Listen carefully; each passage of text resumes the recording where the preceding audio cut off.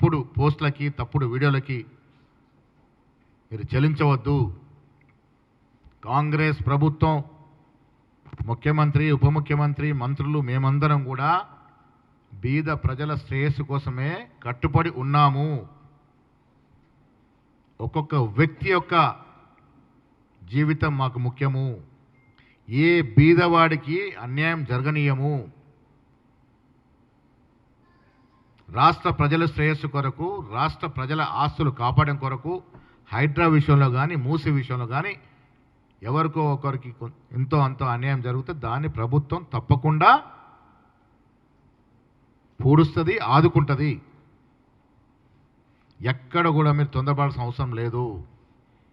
Social మీడియాలో వస్తున్న వీడియోల్ని, బయట రాష్ట్రాల్లో జరిగిన సంఘటనలు జత చేసిన వీడియోల్ని, తప్పుడు దొంగ ప్రచారాన్ని నమ్మవద్దు.